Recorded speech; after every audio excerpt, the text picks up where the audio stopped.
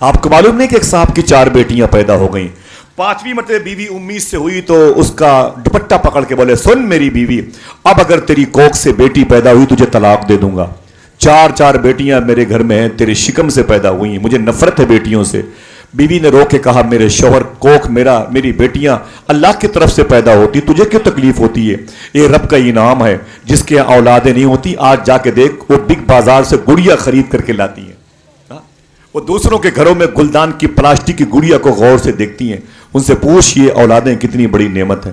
یہ 4 بچیاں رب کی مرضی سے پیدا ہوئی. شوہر نے کہا ٹھیک ہے رب کی مرضی سے پیدا ہوئی لیکن تیری کوکھ کا اس میں جرم ہے. عورت نے کہا نا یہ میرے رب کا انعام ہے، بچیاں بہت بڑی نعمت ہیں. تمہیں معلوم نہیں کہ موسیٰ علیہ السلام نے اللہ سے پوچھا اے میرے مولا جب تو کسی سے خوش ہوتا ہے تو اس کو ظاہر کیسے کرتا ہے؟ تو رب نے فرمایا موسیٰ میں اس کے یہاں مہمان بھیج دیتا ہوں. جن کے ہاں مہمانوں کے آنے سے خوشی ہوتی ہے وہ خوش ہو کے سبحان اللہ تو کہہ دیں. دوسرا سوال تھا اے موسیٰ، اور کوئی سوال تو موسیٰ علیہ السلام کہتے ہیں میرے مولا اتنا بتا جب تو کسی بندے سے بہت زیادہ خوش ہوتا ہے تو اسے کیسے ظاہر کرتا ہے؟ رب نے فرمایا موسیٰ میں اس کے ہاں بیٹیاں پیدا کرتا ہوں. بات یہیں ختم کروں گا اس کو. بات سنے اس نے کہا تیری 4 بیٹیاں میری 4 بیٹیاں تیرے شکم سے ہوئی ہیں، یہ 4تھی مرتبہ تیری محبت اور میری محبت کی نشانی تیرے شکم میں ہے. یہ پیدا ہو تو بیٹا ہونا چاہیے ورنہ تجھے طلاق دے دوں گا. میں نے حلف اٹھا لیا. بیوی رونے لگی.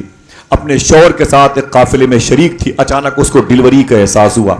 اس کو یہ لگا کہ اب یہ بچہ میرے پیٹ سے زمین پر آیا چاہتا ہے. وہ پریشان ہو گئی. اس نے باتھ روم کے بہانے پہاڑ کی ایک غفا میں چلی گئی اور جا کر کے اس نے اسی غفا میں اسی کان میں اسی معدن میں اسی منبع میں اسی غار میں اس اولاد کو جنا. چیخ پڑی. جب وہ اولاد باہر آئی تو دیکھا وہ پھر بیٹی تھی. رونے لگی. اس نے کہا میرے مولا مجھے معاف کر دے، میں اس بیٹی کو لے کے کہاں جاؤں؟ اگر لے کے جاتی ہوں تو میرا شوہر طلاق دے دے گا، اس بچی کی لائف خراب ہوگی. 4 بچیاں میرے گھر میں ان کی لائف خراب ہوگی پلس میری خراب ہوگی. یہ 6 لوگ اور پھر میرے شوہر کا گھر اجڑ جائے گا. میں کیا کروں میرے مولا؟ مجھے عقل دے، مجھے بالغ نظری دے. روتی رہی. بس اس نے فیصلہ کر لیا اس پیدا ہونے والی نوزائیدہ بچی کو اسی گفا میں چھوڑ دیتے ہیں. اسی گفا میں چھوڑ دیتے ہیں. کہاں لے کے جائیں گے؟ ایک مر گئی تو مر گئی، کم سے کم 6 کی لائف تو بچ جائے گی، 2 گھر اجڑنے سے بچ جائیں گے.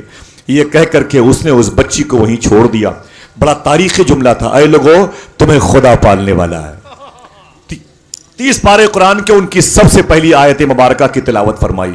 کہتے کیوں نہیں کہ تمام تعریف اللہ کے لیے جو پوری کائنات کا پالنے والا ہے. بل گیٹس کو وہی پالتا ہے، شیکسپیئر کو اس نے پالا، ملٹن کو اس نے پالا، آئن اسٹائن کو اس نے پالا. اس دور میں جو اسے نہیں مانتے ان کو بھی وہی پالتا ہے. اس کی کریمی دیکھو. اپنو تمہیں کیسے وہ بھوکا مار دے گا؟ نانا یہ غلط فہمی کے جراثیم ذہن سے نکال دو. اللہ اکبر. وہ کہتا ہے کہ میری بیوی چلی گئی، اس کو بچی جننے کی توفیق ملی اور بیوی نے میری اس بیٹی کو چھوڑ دیا. وہ روتا تھا بازاروں میں. امام عبداللہ یافعی نے اپنی کتاب میں لکھا، وہ کہتے ہیں کہ وہ عورت جب نیچے آئی تو اس کے قدم آہستہ آہستہ آ رہے تھے. تو جب میں اپنی بیوی کو دیکھا تو میں نے کہا کہ تیرے پیٹ میں جو سوجن تھی میرے بچے کی ہونے کی نشانی تھی وہ کیا ہوئی علامت؟ تو میری بیوی نے کہا وہ خون بن کے خراب ہو گئی ہے. جھوٹ بول کے پردہ ڈال دیا. وہ خون بن کے خراب ہو گئی. میرے شوہر نے کہا کوئی بات نہیں چلو. پھر وہ قافلہ نکل گیا. 4 مہینے کے بعد وہ قافلہ پلٹا تو جیسے وہاں خیمہ زن ہوا. عورت کو اس پہاڑ کی گفا یاد آ گئی کہ 4 مہینہ پہلے اسی پہاڑ کی گفا میں نے ایک بچی کو جنا تھا. پتہ نہیں میری بچی کس پوزیشن میں ہے، اس کی ہڈیاں باقی ہیں کہ نہیں، اس کے پیروں کے نشان تو ہوں گے، اس کی چیخ اور اس کی تڑپ تو پتھروں میں قید ہوگی. جس جانور نے میری بچی پر حملہ کیا ہوگا اس کے خون کی نشانیاں تو ابھی وہاں پر موجود ہوں گی. یہ سوچ کر کے بیوی نے پھر اپنے شوہر سے بہانہ لے کے اسی پہاڑ پر گئی. جب وہ چڑھ رہی تھی سیڑھیوں پر تو اس کے پیر نہیں اٹھ رہے تھے. آج میں اپنی بچی کو زندہ نہیں پاؤں گی لیکن اس کے پیروں کی نشانیاں رگڑ کی صورت میں کہیں نہ کہیں ہوں گے. اس کی 2 ہڈی اس کے سر کی بچی ہوگی. کچھ نہیں تو میری بچی کی جسم کے خون کے چھینٹے دیواروں پہ لگے ہوں گے. اسی کو بوسہ دے کے چلی جاؤں گی. یہ سوچ کر کے وہ کہتا ہے کہ میری بیوی گئی. جب اوپر گئی، جب غار میں گفا میں جھانک کے دیکھا تو چیخ پڑی. اندر اس کی گڑیا چاند جیسی بٹی ریت سے لپٹی ہوئی تھی، ایک ہرنی کا دودھ پی رہی تھی. ایسا ہو سکتا ہے؟ اگر عقیدہ ہے تو زور سے بولیں. آخری صف تک آواز آنی چاہیے. زور سے بولیں. وہ کہتا ہے کہ میری گڑیا ریت کے کپڑوں میں لپٹی ہوئی تھی، ایک ہرنی کا دودھ پی رہی تھی، میں اللہ اکبر کے نعرے لگائی، چیخ کر کے دو زینے چھوڑ کے نیچے آئی، نیچے میرا شوہر کھڑا تھا، مجھ سے لپٹ گیا، بولے چیخنے تڑپنے کی وجہ کیا ہے؟ میں نے کہا جلدی چلو، اب تک ایسی خدا کی قدرت تم نے دیکھی نہ ہوگی۔ میرے ساتھ میرا شوہر پورا قافلہ آ گیا، جب سب اوپر گئے تو کیا دیکھا کہ وہ ایک لڑکی جو ریت میں لپٹی ہوئی ہے اور ایک ہرنی لیٹی ہوئی ہے، اس کا دودھ پی رہی ہے۔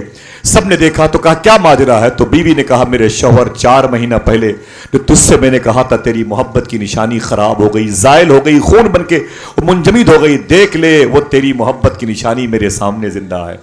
اتنا سنا تو شوہر چیخ پڑا، اس نے کہا ایسا کیوں کیا؟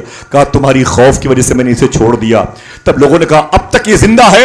تب خدا کی بارگاہ سے آواز آئی، وہ تقریر یاد رکھیے گا آپ، اتنا وقت کسی کے پاس نہیں کہ دوبارہ اس قسم کی بات کرنے کے لیے پھر وہ پٹنہ سے بلائے جائیں گے۔ ابھی بہت سارے ملک کی گلی کوچے انتظار میں اس گفتگو کے۔ جیسے کہا ابھی تک یہ لڑکی زندہ ہے، تو خدا کی بارگاہ سے آواز آئی، اے میرے بندو سنو، اگر میں پیدا کرنا جانتا ہوں تو پالنا بھی جانتا ہوں۔ کون دیتا ہے؟ دینے کو منہ چاہیے، دینے والا ہے سچا، بولو ہاتھوں کو اٹھا کے، دینے والا ہے سچا۔ بس دہلیز مصطفیٰ نہ چھوڑنا، در مصطفیٰ نہ چھوڑنا، اس ڈیوڑھی سے اپنے سر کے رشتے کو کمزور نہ ہونے دینا۔ در پہ نظر ہے، ہونٹوں پہ صلی علی بھی ہے۔ آپ آرام کر لیں پھر استقبال کریں شاعر کا۔ در پہ نظر ہے، ہونٹوں پہ صلی علی بھی ہے، جیسے فقیر ان کے ہیں ویسی صدا بھی ہے۔ بھائی محترم زین العابدین صاحب ہیں، طفیل بھائی مبارک صاحب اور علامہ صاحب قبلہ بیٹھے ہوئے ہیں، یہ علماء بیٹھے ہوئے ہیں۔ دیکھیں ابھی سن لیں، بعد میں کبھی اسکرین پر سنیے گا تو دیکھیے گا، سبحان اللہ کہیے گا۔ در پہ نظر ہے، ہونٹوں پہ صلی علی بھی ہے، جیسے فقیر ان کے ہیں ویسی صدا بھی ہے، اور مولا علی کے در سے ملے گا ملا بھی ہے، ایسا نہ کیسے ہوگا جب ایسا ہوا بھی ہے۔